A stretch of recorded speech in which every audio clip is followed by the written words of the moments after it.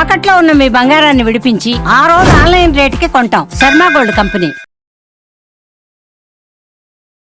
నమస్తే అండి. నమస్తే జయ. రమగారు, మనము మృత్యుకటికం అని ఒకటి సిరీస్ చెప్పుకున్నాం. అలాంటిది ఏమన్నా ఉన్నాయండి? సిరీస్ కాదు, సింగిల్ నాటకం చెప్తాం. ఇది ఒక సంస్కృత నాటకమే. సంస్కృత నాటకం, తెలుగు పేరు మాత్రం తారుమారు.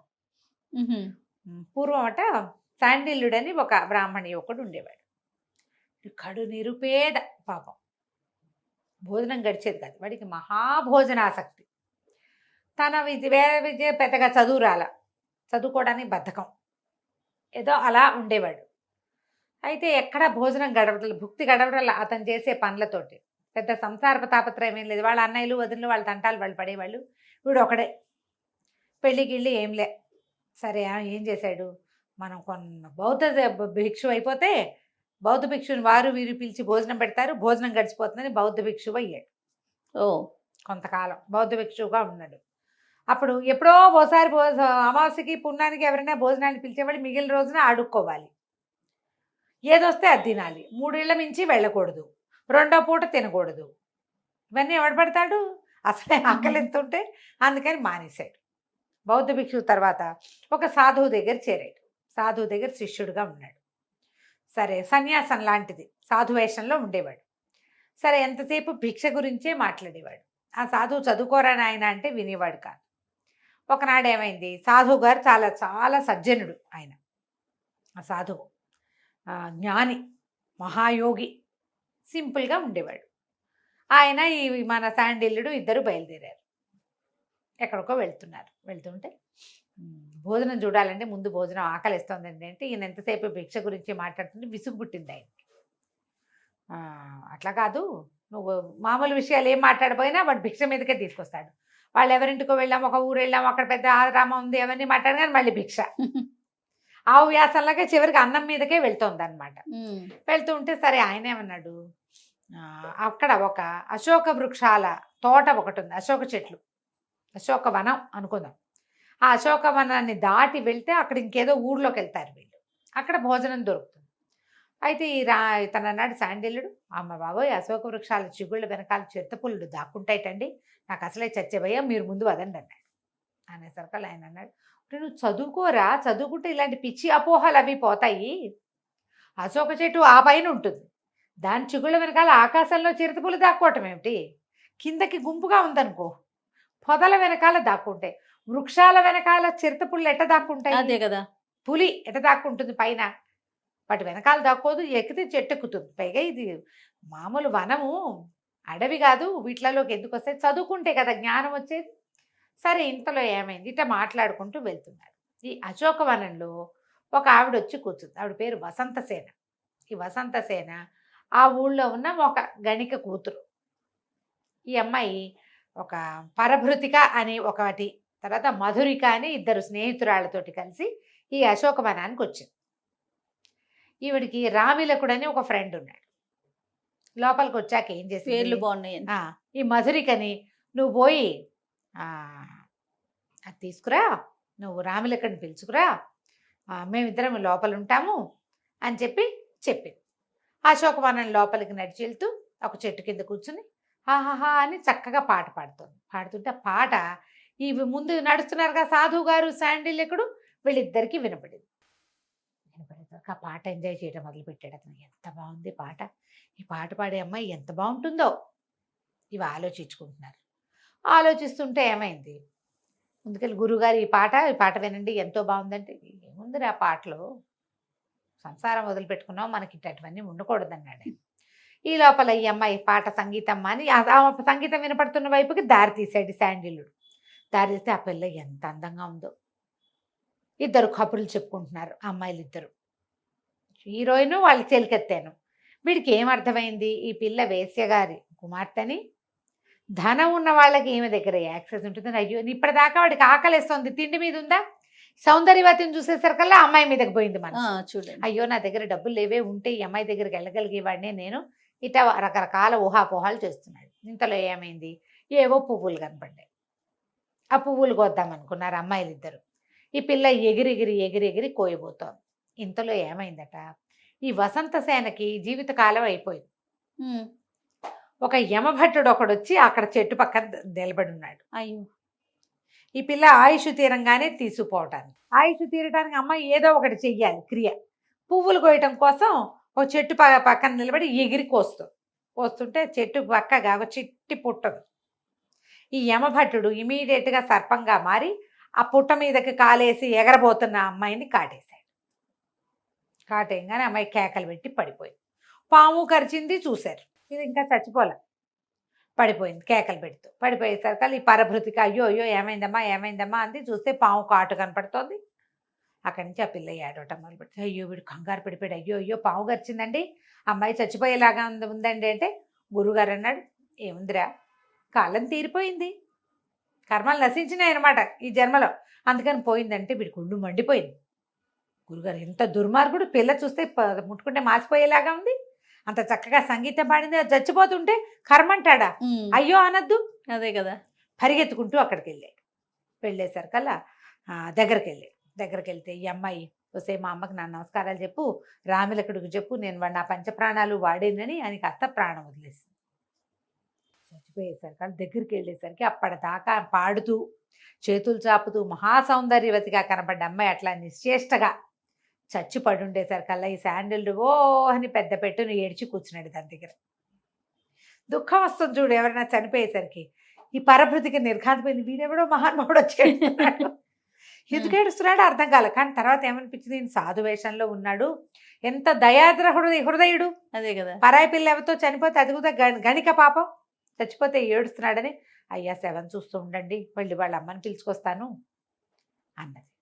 అనేసరికల్లా వీడి దాని దగ్గర కూర్చుని అమ్మాయిని తన దగ్గరికి శవాన్ని దగ్గరికి తీసుకుని ఏడవటం మొదలుపెట్టాడు. అయ్యో పిల్ల బతికుండగా ముట్టుకోలేకపోయానే, చచ్చిపోయింది దాన్ని ముట్టుకోవాల్సి వచ్చింది, నా జీవితం ఎంత ఇదైపోయిందని వాడు తెగ ఏడ్చేస్తున్నాడు ఆ అమ్మాయి కోసం. గురువుగారు కూడా ఆశ్చర్యపోయారు.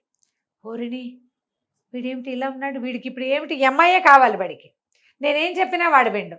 అందుకని ఆయన ఏం చేశాడు, సరే మనం అమ్మాయిగా మారి వీడికి బుద్ధి చెప్దామని తన శరీరాన్ని చెట్టు వెనకాల విసర్జించి ఈ అమ్మాయి శరీరంలోకి పరకాయ ప్రవేశంతో వచ్చేసాడు. ఓ వచ్చేసేసి కళ్ళు తెరి చూసేసరికల్లా ఇప్పుడు తెల్లబోయాడు. అమ్మాయి అమ్మాయి లేచావా అన్నాడు. లేచాను, ఇదేమిటి మురిగ్గా ఉన్నావు, నువ్వు నన్ను ముట్టుకోబోక కాళ్ళు చేతులు కడుక్కురా, అప్పుడు ముట్టుకుందు కానీ లేచెళ్ళు నువ్వని. వీళ్ళు నిర్ఘాంతపడి పిల్ల ఎంత పవిత్రురాలు, అవటానికి గణిక కూతురని పిల్ల చాలా మంచి బుద్ధిమంతురాలని పోయి కాళ్ళు చేతులు కడుక్కొచ్చేసరికల్లా ఈ అమ్మాయి వసంతసేన రూపంలో ఉన్న గురువుగారు అన్నారు, చక్కగా చదువుకోకూడదు నువ్వు, చదువుకోవాలి, నువ్వు బాగా చదువుకోవాలి, చదువుకుంటే జీవితంలో చాలా అన్నీ వస్తాయి. వీడు తెల్లబోయే ఇదేంటి గురుగారులాగా మాట్లాడుతోంది, ఇందాకటి దాకా పాట పాడుతోంది, సంగీతం పోయి ఇప్పుడు ఏమిటి ఇది వచ్చింది కొత్తగా. వీడు దగ్గర ముట్టుకోకూడదు, దూరంగా నిలబడి మాట్లాడు, చక్కగా చదువుకో. ఇంతలో ఏమైంది, ఆ పరభృతిక పరిగెత్తుకొచ్చింది వాళ్ళ అమ్మని తీసుకుని. వాళ్ళ అమ్మ మెల్లిగా స్థూలకాయ రాయలబడి మెల్లిగా నడిచేస్తుంది.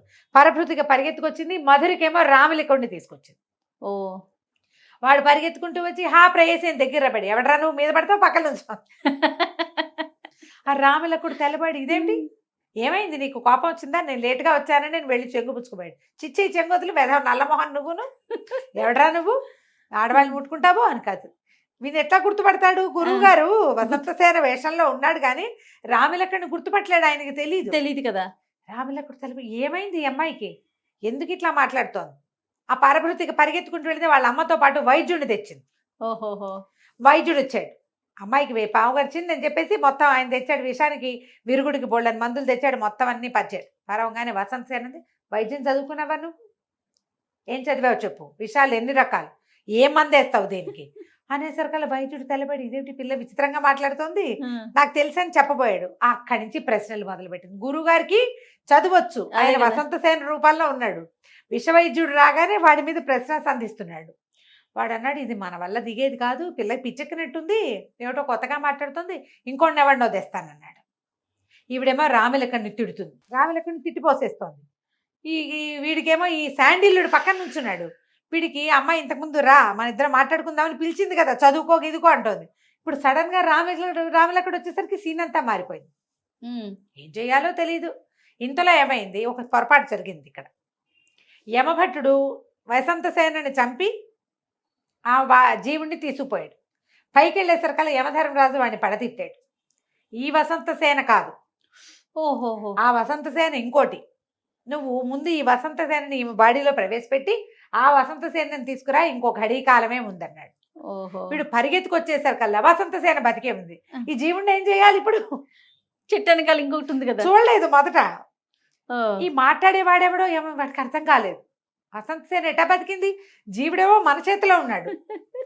వసంత సేన ప్రాణం యమధర్మరాజు యమకింకరుడి చేతిలో ఉంది. ఆ. వసంత సేన ఏమో కూర్చుని విష వైద్యము దాని పాఠాలు చెప్తోంది. అర్థం కాలేదు ఏం జరిగిందో. మళ్ళీ పరిగెత్తుకుంటూ పైకి వెళ్ళాడు. ఆయన అన్నాడు, అట్లా కాదురా, ఒక సిద్ధుడు ఒక ఆయన, సాధువు ఒక ఆయన తన శరీరంలోకి మార్చాడు, ఇవో పని చేయి, దీన్ని అందులోకి మార్చు, అక్కడ వదిలిపెట్టి రావాలి, నువ్వు బాడీని బాడీలోకి ప్రవేశపెడితే గానీ కుదరదు. అక్కడి నుంచి ఆయన ఏం చేశాడు, ఈ వసంత సేనని తీసుకెళ్ళి ఆ యమభట్టుడు ఆ గురువుగారి శరీరంలో ప్రవేశపెట్టాడు. బాగుంది. ఆయన లేచి కూర్చున్నాడు. ఈ లోపల ఏమో వసంత సేన వాళ్ళ అమ్మ ఏడ్చుకుంటూ వచ్చింది. నా కూతురు అంటే, అమ్మ ఇక్కడికి రావే, నేను ఇక్కడ ఉన్నానని పిలుస్తుంది. ఇక్కడ చూస్తే ముసలి వేషం, జీబు గడ్డం, జుట్టంతా పండిపోయి, కాషాయ వస్త్రాలు, నేనే వసంత సేనని అని ఇట్లా అంటుంది. పాట సవరించుకుంటోంది అనమాట. ముసలాయనేమో అమ్మాయిలాగా యాక్ట్ చేస్తున్నాడు, అమ్మాయి ఏమో గడ్డ నివురుకుంటుంటుంది, నిమిషానికి ఒకసారి లేని గడ్డ అని. అంత గందరగోళం మెంటలెక్కిపోతుంది. వాళ్ళకి ఏం చేయాలో తెలియటం లేదు. ఆ తండ్రి వచ్చాడు, ఈ తల్లి వచ్చింది.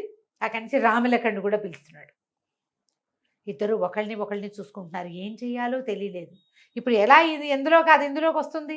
వీడికి ఒక్క నిమిషం తర్వాత ఏమర్థమైందంటే, వసంతసేన డిట్టో గురువుగారు లాగా యాక్ట్ చేస్తోందని, గురువుగారేమో వసంతసేన లాగా ప్రవర్తిస్తున్నాడని. మాట అది అంత గొంత అలాగే ఉంది, మొగ్గొంతే. అక్కడి నుంచి వీడు అర్థం కాలేదు, అటు ఇటు చూడడం మొదలుపెట్టారు వీళ్ళు. ఈ లోపల ఇంకో వైద్యుడు వచ్చాడు. వైద్యుడు వచ్చి ఆయనకి తెలిసింది, పిల్ల మీద ఏదో ప్రయోగం జరిగింది, ఎవరో గురువుగారు ప్రవేశించాడు అని చెప్పాడు.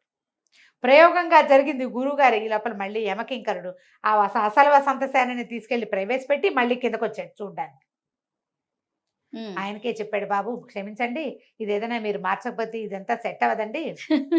మన ఈ లోపల నన్ను పైకి రానివ్వరు, నరక ద్వారా ప్రవేశము ద్వారా మూసేశారు, నాకు సరిగ్గా బాడీలోకి ప్రవేశపెట్టాలి. వాడు ఎందుకు పరిగెత్తుకొచ్చాడు? వసంతసేన శరీరాన్ని కాల్చేస్తారేమో అని పరిగెత్తుకొచ్చాడు. కాల్చకుండా ఇంకొక ఆయన ఎక్కిపోయాడు అందులోకి. మొత్తానికి ఏం చేశారు, ఆయన బతిమలాడితే గురువుగారు వసంతసేన శరీరంలోకి వసంతసేనని పంపించి తన శరీరంలోకి తను వచ్చాడు. వసంతసేన రాములకుడు వాళ్ళిద్దరు పరభృతికని మధురికని వాళ్ళ అమ్మని వెంబడి పెట్టుకుని వాళ్ళ ఇంటికి వెళ్ళారు.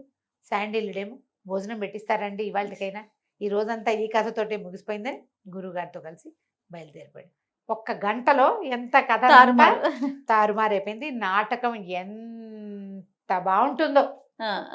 ఈ పడిపోయిన వసంతసేన టైమని లేచి కూర్చోటం, గురువు గారి లాగా యాక్ట్ చేయటం, వచ్చిన వాడిని జనాయించేయటం కామెడీగా ఉంటుంది, ఎక్సలెంట్ గా ఉంటుంది.